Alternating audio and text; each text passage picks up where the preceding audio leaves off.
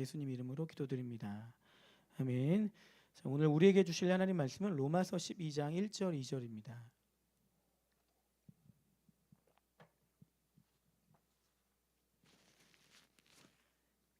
신약성경 256페이지 로마서 12장 1절 2절.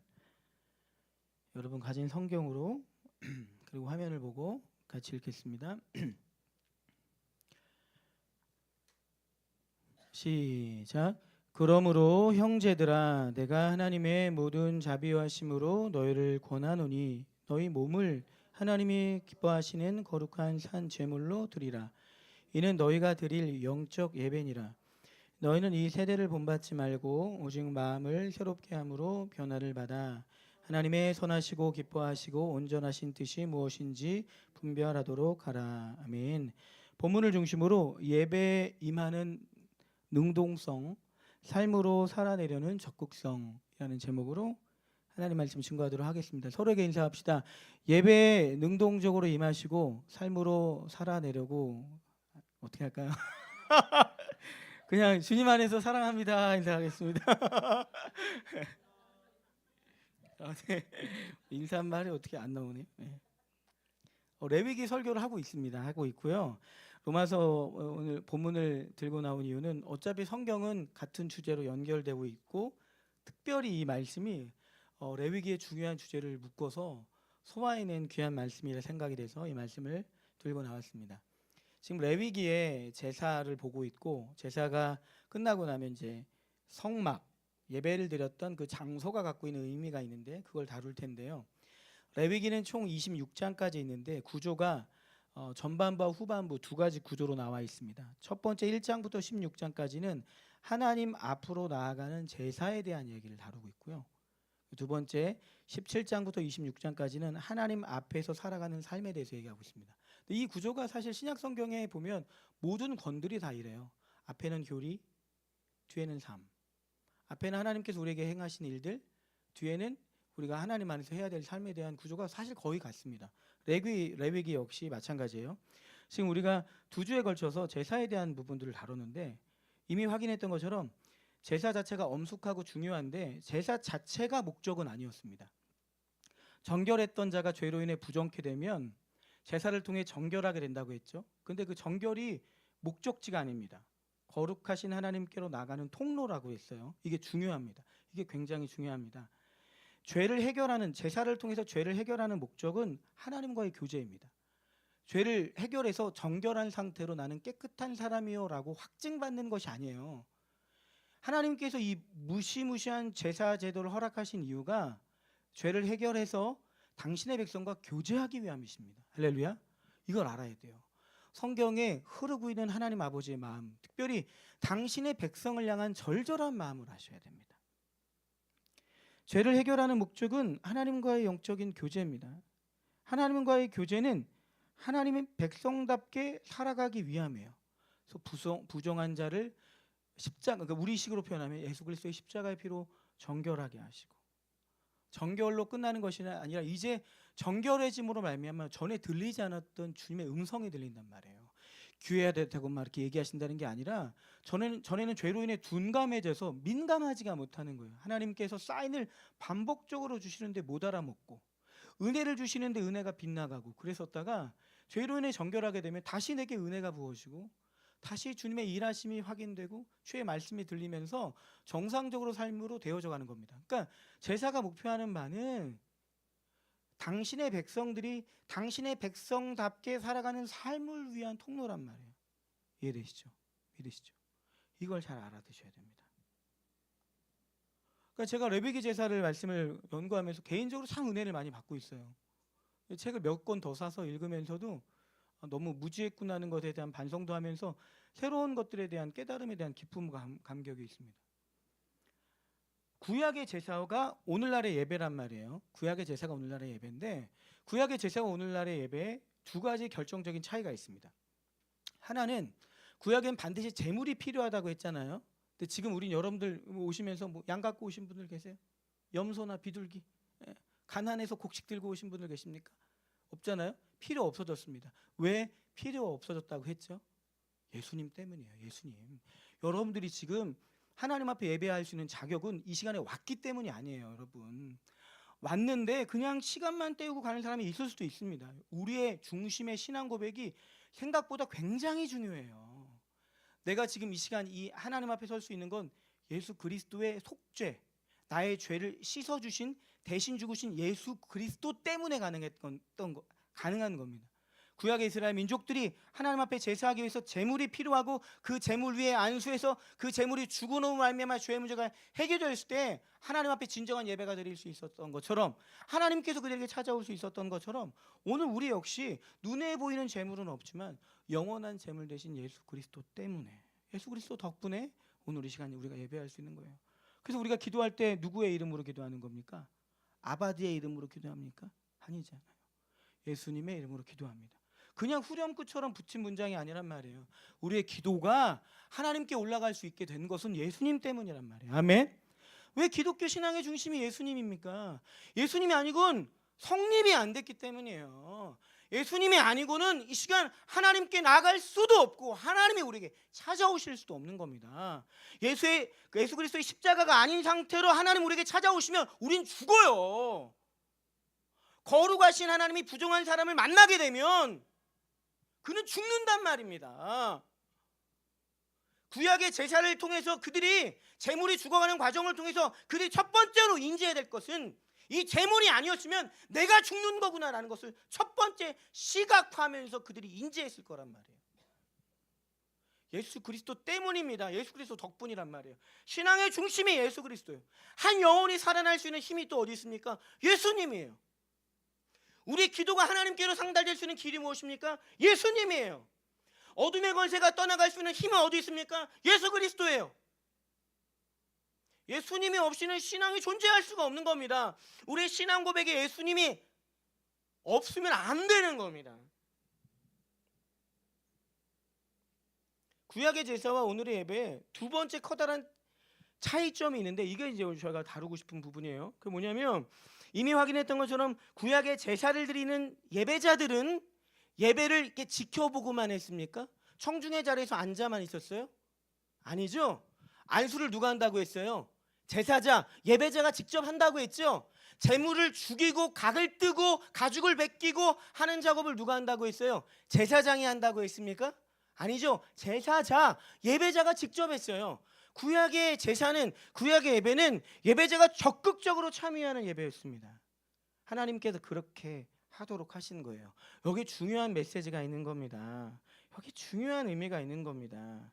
오늘날의 예배는 자칫 잘못하면 예배에 임하는 예배자들이 관람객, 방청객이 될 여지들이 있습니다. 실제로 참여하는 부분이 없잖아요. 예배 준비를 예배팀이 하고 설교 준비를 설교자가 하고 예배자들은 시간 맞춰 오는 거 정도잖아요. 사실 예배 전에 일찍 와서 준비하고 하는 게 쉽지 않고 잘 하지 않잖아요. 구약의 예배는 그렇게 할 수가 없었던 겁니다. 본인이 제물을 준비해야 되고 제물을 가지고 가는 길이 필요했고 가서 죽이는 모든 과정에 예배에 적극적으로 참여했단 말이에요. 거기에 담겨있는, 그러니까 예배에 적극적으로 참여하지 않으면 안 된다는 것이 아니라 여기 담겨있는 중요한 메시지가 있는 겁니다.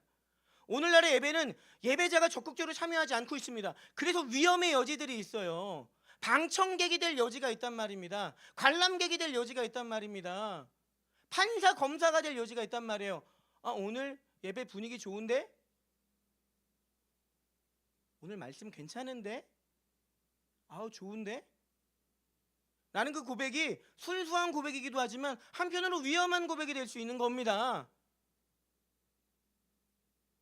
건강한 고백이라면 오늘 예배가 분위기가 좋지 않으면 목사님 힘들어하시네, 기도로 도와야지. 이게 건강한 모습이란 말이에요. 오늘 뭐 하시는 거야?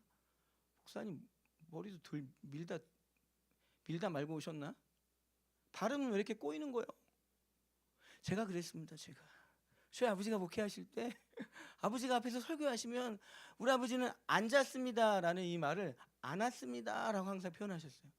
그럼 그게 그렇게 거슬리는 거예요. 설교 저렇게 하셔. 맨날 그랬습니다.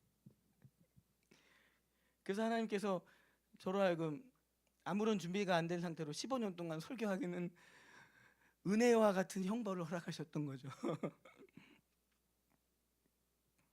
우스갯소리가 있어요. 어느 가족이 온 가족이 예배를 드리러 왔는데 예배 시작과 동시에 아버지는 주보를 펴서 주보에 있는 오타들을 체크하기 시작하고 엄마는 옆에서 졸다 깨다 하면서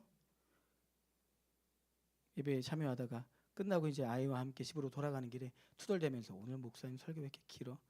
찬양팀 떨어지는 거 봐. 막 이런 얘기 했더니 옆에 있던 아이가 그런 얘기 했대요. 엄마 아빠 1,000원 내고 이 정도 봤으면 괜찮은 거잖아. 그러고 돌아갔대. 만들어낸 얘기겠죠.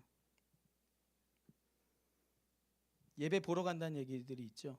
예배는 보러 가는 게 아닙니다. 정신을 차리셔야 됩니다. 예배는 보러 가는 게 아니라 예배는 참여하는 겁니다. 한 명의 예배자로 그 앞에 서야 돼요. 그 훈련이 돼야 됩니다. 긴장하셔야 됩니다. 한 주 내내 예배하는 게 아니잖아요. 한 주 내내 예배하는 게 아닌데 그 예배조차 긴장하지 않으면 안 된단 말입니다. 거룩하신 하나님과 만남의 시간이에요. 은연중에 평가하려는 태도를 회개하십시오. 이걸 회개하셔야 돼요. 이게 굳은 살처럼 영혼을 지금 틀어막아서 자꾸 말씀을 관찰합니다. 지금 내게 하시는 말씀을 내 스스로 재단하는 경우도 있는 거예요. 왜 이렇게 해석하시지? 그걸 하지 말라는 얘기가 아니에요. 주체가 내가 돼버리는 겁니다. 하나님이 사람 중에 한 명을 뽑아서 당신의 뜻과 계획을 선포하게 하시는 거예요. 그건 당신의 섭리인 겁니다. 연약한 한 인간을 세우셔서 그 말씀을 풀어가고 계세요. 연약하기 때문에 잘못 풀 때도 있을 것이고 부족할 때도 있을 겁니다. 그런데 예배자인 내가 하나님 주의 종을 통하여 오늘 내게 하실 말씀을 받겠습니다. 말씀을 받는다는 표현을 쓰죠. 성경은 말씀을 받겠습니다 하는 그 영혼 밭에 하나님께서 말씀을 안 주시겠냔 말이에요. 제가 교육전도사로 섬겼던 그 교회가 영적으로 굉장히 침체됐던 교회입니다. 담임 목사님이 너무 지쳐 계셨고 교회도 성도들도 전체적으로 지쳤어요. 그래서 교회를 떠나려고 준비하는 분들이 굉장히 많았던 교회고 실제로 많이 떠나셨습니다. 그런데 지금도 잊혀지지 않은 게 제가 어린 교육자 생활할 때 저에게 큰 힘이 되었던 쌍둥이 여자 자매가 있었어요. 저보다 3살 많았어요. 간호사였는데 간호사 근무 어떻게 하시는지 알잖아요. 사모님 잘 아시죠? 보통 3교대여서 밤새고 주일날 와야 될 경우들이 왕왕 자주 있었습니다. 그럼 밤새고 오는 거예요. 피곤하고 졸린데 그 두 분의 사모하는 그 모습을 지금도 잊혀지지 않아요. 그렇게 열심히 하는 거예요. 교회가 영적으로 그들을 충분히 케어하지 못하는 교회였습니다. 냉정하게 따지면 그들이 매주 은혜를 받는 거예요. 그 건조한 예배에서 눈물 흘리면서 은혜를 받는 거예요. 그게 지금 20년이 넘었는데 지금도 선명하게 기억이 난다니까요. 우리에게는 왜 이렇게 은혜가 없어? 그런 얘기 하지 마시라고요. 은혜 있는 교회를 찾아가야지. 그러지도 마시라고요. 우리의 기도를 받으신다니까요. 하나님께서 나의 기도를 받으신다니까요.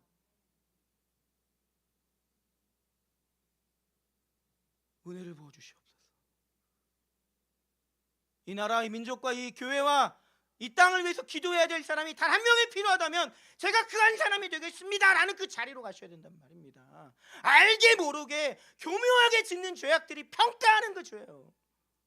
하나님의 사람들을 함부로 평가하면서 너는 A등급, B등급, C등급, 너는 나와 얘기할 가치가 있고 너는 없어. 누군가 여러분들에게 등급 매기면 기분 좋습니까? 아니 누군가 여러분들에게 여러분의 자녀에 대한 등급 매기면 기분 좋습니까? 넌 C등급이야. 참여하지 마. 말 걸지 마. 하나님의 자녀들은 하나님 백성이에요. 당신의 자녀한테 누군가 등급 매기고 있다면 그걸 하나님이 기뻐하시겠습니까? 하나님께서 기뻐하시지 않은 일이 죄가 아닐 수가 있습니까? 은연중에 내가 알게 모르게 짓는 그 죄 때문에 나의 영혼이 상당 부분 흐려지고 있는 겁니다. 예배 가운데 은혜를 못 받고 있습니까? 생각보다 우리 교회는 굉장히 건강한 교회예요, 여러분. 건전한 말씀이 흐르고 있고 예배에 대한 준비가 굉장히 많이 있는 교회 중에 하나입니다. 이런 교회에서 은혜를 받지 못하면 어디 가서 은혜를 받겠어요? 교회가 위기와 어려움과 있을 수가 있겠지요. 사람이 모이는 곳이니까요. 어려움이 있을 때 평가의 자리에 서 있겠습니까? 변호하며 기도하는 자리에 서 있겠습니까? 하나님이 어떤 사람들을 기뻐하시겠습니까?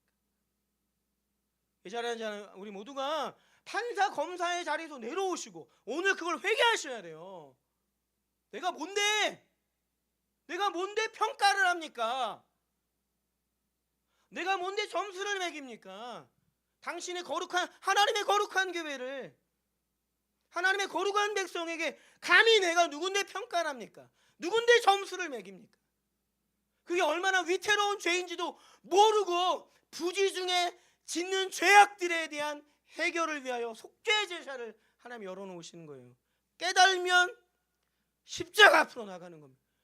용서하여 주십시오. 몰랐습니다. 제가 몰랐습니다. 하나님 굉장히 기뻐하시는 기도 중에 하나가 제가 몰랐습니다 라는 기도예요. 몰랐으니까 어쩔 수 없었습니다 라는 게 아니라 죄송합니다, 몰랐습니다. 그 은혜가 있게 되길 축복합니다. 그럼 구약의 예배와 오늘 예배 우리가 능동적으로 참여한 부분이 없으니까 그럼 어떡합니까? 설교도 돌아가면서 하고 그렇게 할까요? 얼마나 좋아. 예? 찬양인도도 막 돌아가면서 하고 다 그렇게 할까요? 이런 식으로 능동적으로 참여하는 방향을 만들어야 될까요? 그거보다 본질적인 부분을 확인해야 될 겁니다. 아까도 말씀드렸던 것처럼 예배의 목적은 부정에서 정결로 가는 게 아닙니다. 정결은 거룩으로 나아가는 겁니다. 거룩이 무엇입니까? 거룩하신 하나님과 교제하는 삶입니다. 거룩하신 하나님과 동행하는 삶입니다. 예배의 목표는 예배 자체에 있지 않습니다. 그 능동적인 참여는 이제 너희도 예배 인도해, 찬양팀에 빨리 들어가, 이 얘기가 아니란 말이에요. 예배의 목표점에 함께 나아가는 겁니다. 그 목표점이 뭐라는 거예요? 예배 자체가 아니란 말입니다. 예수님 제자들 베드로, 야고보, 요한이 예수님과 함께 변화산에 올라갔을 때 여기가 좋사오니 여기다 장막을 치고 여기 눌려 앉게 있습니다 라고 얘기할 때 예수님이 입 닫고 조용히 내려가, 그런 식으로 얘기하셨잖아요. 내려가자, 나와 함께 저 시장 바닥으로 가자, 너네 삶의 현장으로 나아가자 얘기하시는 겁니다. 예배의 목표는 예배 자체가 아니라 하나님과 동행하는 삶입니다. 예배 자체가 목적이 되지 않습니다. 예배의 대상은 하나님이시지만 예배의 목표는 삶입니다. 삶이에요. 구약의 이스라엘 민족들이 제물을 가지고 와서 안수했을 때, 지난주 말씀드렸던 것처럼 안수는 죄 전가의 의미를 분명히 갖고 있습니다. 흠없는 제물에게 안수하는 그 순간 나의 죄가 그의 제물에게 옮겨지게 되고 흠없는 제물에 흠없음에게 전가되는 거 맞습니다. 그러나 성경은 다양한 해석이 가능해요. 한 가지 또 의미가 있습니다. 동기화예요. 어떤 동기화입니까? 제물에게 안수하는 순간 이 제물이 바로 내가 되는 겁니다. 그리고 예배를 그 제물이 하나님께 드려지듯 내가 드려지는 시간이 예배인 거예요. 할렐루야? 이해되시죠? 예수 그리스도를 통하여 예배하게 되었는데 그 제물에 안수하듯 내가 내 머리에 안수하며 나 자신을 주 앞에 드립니다 라는 게 예배고, 하나님이 그것을 기쁘게 받으시는 거예요. 예물의 종류와 상관없이 그 신앙의 고백을 기쁘게 받으시는 겁니다. 저 연약하고 할 줄 아는 거 없는데 하나님, 가진 것도 없고 부족하지만요 하나님, 미천하지만 하나님 나라 위하여 제 자신을 주 앞에 드립니다 라는 그 순수한 고백을 하나님이 가슴 뛰도록 기뻐하신단 말입니다. 오늘 이 예배를 통하여 여러분 자신을 하나님께 드리는 시간 되기를 주님의 이름으로 축복합니다. 그게 가치 있는 삶이에요. 내가 하나님께 드려지지 않으면 세상에 내가 붙들림 바 되어서 삶을 살아가게 됩니다. 여러분들이 정신 차리고 예배하지 않으면, 신앙의 기본이고 중심인 예배가 여러분의 삶을 컨트롤하지 않으면 삶이 여러분들이 끊임없이 컨트롤해 나갈 거란 말이에요. 조금만 바빠지면, 환경이 조금만 바뀌면, 문제가 조금만 생기면, 남자친구가 갑자기 생겨버리면, 여자친구가 갑자기 생겨버리면 신앙이고 나발이고 예배고 우선순위가 예배가 있지 않으니까 그냥 한번 잠깐이에요, 조금만 더 놀다 올게요, 잠시만요 하나님, 그리고 10년이에요 10년.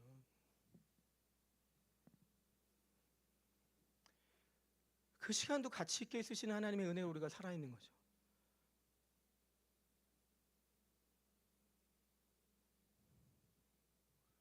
제사의 중요한 특징 중에 하나는 주께서 정하신 대로 해야 됩니다. 주께서 정하신 대로 해야 돼요. 그냥 그대로 해야 됩니다. 여기 중요한 메시지가 담겨 있습니다. 하나님의 백성은 하나님의 뜻 가운데 살아야 된다는 중요한 메시지가 있는 겁니다. 그대로 해야 돼. 그대로. 다른 길이 없어. 오늘날 예배에서 설교의 비중이 중요한 이유는 그것이 사람을 모으는 수단이거나 청중을 위로하는 역할이어서가 아닙니다. 그런 역할도 하지만 보다 중요한 이유는 예수의 피로 정결하게 된 자들에게, 그로 인해 하나님의 백성된 자들에게 하나님의 백성으로서 살아가야 될 삶에 대해서 하나님 편에서 보다 명확하고 정확하게 알려주는 일이 바로 이 설교이기 때문입니다. 할렐루야. 그래서 중요한 거예요. 사람을 모으는 수단이 되기 때문이 아니란 말입니다. 예배를 통하여 하나님 편에서 여러분 가운데 뽑혀진 한 사람이 여러분의 마음을 대변하여 하나님께 가져가기 이전에 하나님 편에서 성경을 통과하여 시대를 통과하여 우리에게 하시는 그 말씀을 하나님 편에서 대언하고 전달하는 역할을 하는 것, 그래서 정결하게 된 당신의 백성이 당신 뜻대로 살아갈 수 있도록 도와주는 역할이 설교예요. 그러니까 중요합니까? 안 중요하겠습니까? 2000년 교회 역사에서 교회 역사의 흐름이 바뀔 때마다 설교자들이 등장해요. 설교자들이. 사도행전에 교회가 세워지는 그 출발점이 어디 있습니까? 베드로의 10분의 설교예요. 10분짜리 설교. 며칠에 걸쳐서 기도한 다음에 기름 부음이 가득한 10분짜리 설교로 교회 역사가 출발을 해버립니다. 종교개혁 어디서부터 출발합니까? 마르틴 루터의 그 한 사람의 설교, 그 한 사람의 외침 속에서 출발한단 말입니다. 우리 솔빛교회를 통해서 그런 하나님의 말씀에 붙들림 받은 하나님의 사람들이 출현하게 될 수 있게 될 주의 이름으로 축복합니다. 설교자는 하나님께서 부르셔서 세우기도 하지만 성경을 보면 하나님의 사명을 받는 게 하나님이 일방적으로 얘기하실 때도 있지만 느헤미야처럼 하나님 뜻이 너무 분명하니까 그렇게 해달라고 외치는 식으로 하나님 뜻과 사명을 찾는 경우들도 있는 거예요. 제가 하겠습니다. 그 귀한 일 제가 한번 해보겠습니다.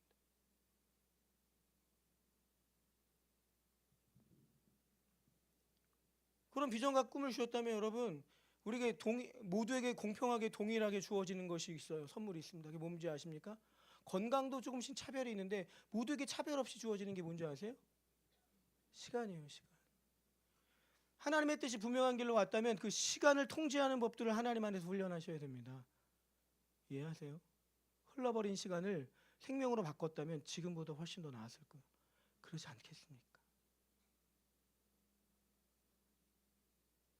지나간 시간은 지나간 시간이지만 앞으로 다가올 시간은 생명으로 채워질 수 있도록. 불이 붙는 사람들이 있어요. 하나님의 꿈으로 막 가슴이 터져나는 사람들이 있다니까요. 하루의 시작을 하나님 앞에서 말씀과 기도로 열어가고 하루의 마무리를 하나님 앞에서 기도하면서 마무리하는 사람들의 삶과 일어났으니까 하루를 시작하고 자니까 하루가 끝나네 라는 사람과 인생과 삶이 같겠습니까?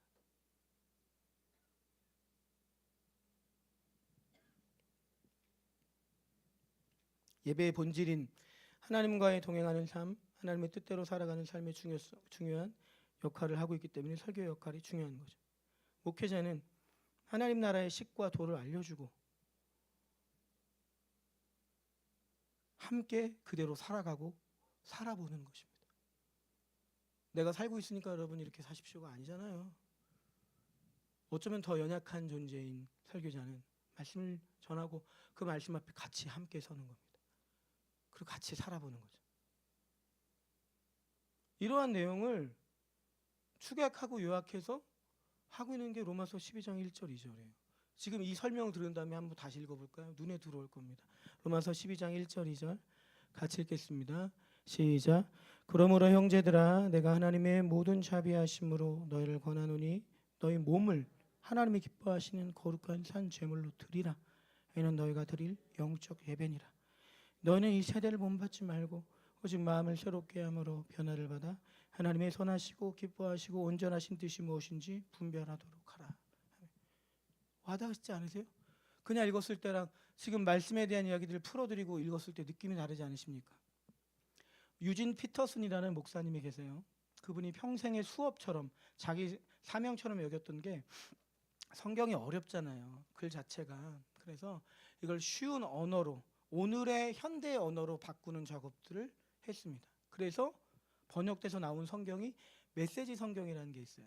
메시지 성경만 가지고 성경을 보면 좀 위험성이 없지 않아 있지만 성경을 기본 토대로 해서 같이 읽으면 참 유익한 게 메시지 성경인데요. 본문 로마서 12장 1절 2절을 메시지 성경이 참 잘 번역을 해놨습니다. 화면을 보고 한번 같이 읽어볼게요. 12장 1절 같이 읽겠습니다. 시작. 그러므로 나는 이제 여러분이 이렇게 살기를 바랍니다. 하나님께서 여러분들을 도우실 겁니다. 여러분의 매일의 삶, 일상의 삶, 자고 먹고 일하고 노는 모든 삶을 하나님께 헌물로 드리십시오. 하나님께서 여러분을 위해 하시는 일을 받아들이는 것이 바로 여러분이 그분을 위해 할 수 있는 최선의 일입니다. 문화에 너무 잘 순응하여 아무 생각 없이 동화되어 버리는 일이 없도록 하십시오. 번역을 너무 맛깔나게 해놨잖아요. 2절도 한번 볼까요? 시작. 대신에 여러분은 하나님께 시선을 고정하십시오. 그러면 속에서부터 변화가 일어날 것입니다. 그분께서 여러분에게 바라시는 것을 흔쾌히 인정하고 조금도 머뭇거리지 말고 공에 응하십시오. 여러분을 둘러싸고 있는 문화는 늘 여러분을 미숙한 수준으로 끌어낮추려고 하지만 하나님께서는 언제나 여러분에게 최선의 것을 이끌어내시고 여러분 안에 멋진 성숙을 길러 주십니다. 번역이 너무너무 좋아요. 말씀을 좀 정리하면서 두 가지 적용점을 말씀드리겠는데요. 첫 번째는 따라하겠습니다. 우선 예배자로 승리하라. 여러분 삶의 예배가 있기 전에 공적인 예배에서 승리할 수 있어야 돼요. 공적인 예배에서 승리하지 않는데 삶의 예배는 가능하지 않습니다. 예배는 하나님 앞에 서는 시간이에요. 일단 저를 보시고 저만 보세요. 자세를 바로 하세요. 여러분 지금 여러분 하나님 앞에 계시다고 하는데 그런 자세로 앉아 있을 거예요? 알았죠? 이제 여러분 예배 때 자세가 이래야 돼요. 아시겠죠? 영화 관람하러 온 게 아닙니다. 들어오는 즉시 핸드폰을 안 볼 자신 없으면 끄시고. 그러니까 성경도 사실 핸드폰으로 보는 게 별로 좋은 건 아니에요. 왜냐하면 핸드폰이 성경만 보여주는 게 아니라 다른 게 오면 이게 영적으로 민감한 사람들은 그 민감한 설교자들은 누가 갑자기 고개를 숙이면서 핸드폰 보는 사람 한 명만 생겨도 흐름이 끊기는 경우도 있어요. 그거 예배를 방해하는 안 좋은 겁니다. 개인의 예배뿐만 아니라 끄든가 안 갖고 오든가 넣어놓든가 필기를 위한 부분이라면 어쩔 수 없더라도 이거요. 일단 예배에 승리해야 삶의 예배로 승리해가 갈 수 있는 겁니다. 이 자세를 기억하셔야 돼요. 마음의 자세뿐만 아니라 당연히 늦지 말아야 되는 거고요. 더 성숙하려면 예배 전에 나와서 5분 10분이라도 일찍 나와서 한번 기도로 예배를 준비할 뿐만 아니라 예배 가운데 주의 임재가 임할 수 있도록 중보 역할을 한번 해보세요. 그 예배가 같을지 한번 확인해 보십시오. 두 번째 따라하겠습니다. 삶의 문제를 하나님 안에서 풀어가라. 반복하지만 진정한 예배의 승리는 삶에서의 하나님과 동행입니다. 삶 속에서 말씀하시는 하나님과 동행하는 법을 배워가야 돼요. 문제가 생기거나 길이 막힐 때 하나님이 가장 일하기 좋으실 때입니다. 그때 주께 적극적으로 질문하십시오. 그 질문에 대한 답을 공적인 예배의 자리에서 듣게 될 거예요. 기가 막히게. 전에도 한번 간증했잖아요. 제가 서울신대 전도폭발 모임하러 가는 길에 차에서 하나님 앞에 몇 가지를 기도하고 가는데 그날 그 설교자의 설교 제목을 통해서 응답하셨다고요. 그냥 그 자리에서 설교 제목으로 단번에 얘기해 버리시는 거예요. 이런 경험들이 누적해서 쌓이게 되면 그는 진정한 예배자로 거듭나기 시작하는 겁니다. 하나님과 동행하는 법들을 배워나갈 수 있게 되는 거죠. 질문하면 들리기 시작할 겁니다. 그 속에서 분별하고 확인하고 하나님이 귀에다 대고 야 누구누구야 오늘 동쪽으로 가거라 알랄랄랄 서쪽으로 가거라 알랄라 이렇게 얘기하시는 게 아니라 내가 질문하면 정황과 상황과 말씀과 예배를 통해서 이건 하나님이 아니면 어느 누구도 얘기하지 않을 것 같이 분명하고 선명하게 깨닫게 하실 때가 있단 말이에요. 그게 좀 불안하다 싶으면 교육자한테 확인하시고 하나님의 중요한 사항들은 반복하여서 얘기하실 가능성이 높기 때문에 그렇게 확인하면서 순종하고 가봤더니 맞네요. 맞군요. 삶 속에서 신앙이 성장하는 그 신앙 성장이 가벼운 성장은 아닐 겁니다. 그 은혜가 있게 되길 주의 이름으로 축복합니다. 공적인 예배에서 승리하십시오. 자꾸 핑계 대지 마십시오. 예배를 대체하려는 다른 것들에 대한 핑계를 포기하십시오. 예배에서 승리하지 않은 사람이 어떻게 삶에서 승리할 수가 있습니까? 예배에서 승리하지 않고 있는데 삶에서 승리하고 있다면 그의 삶의 승리가 온전한 승리겠습니까? 얼마나 불안한 승리입니까? 예배에서 승리하고 있다면 삶이 얼마나 기대가 되겠습니까? 삶의 현장에서 주님과 동행하는 법을 천천히 배워가십시오. 시간 많습니다. 영원한 시간이 우리 앞에 있습니다. 그 속에서 진정한 예배자로 살아가는 우리 모두가 되기를 주님의 이름으로 축복합니다. 우리 다 같이 일어나셔서 찬양하시겠습니다.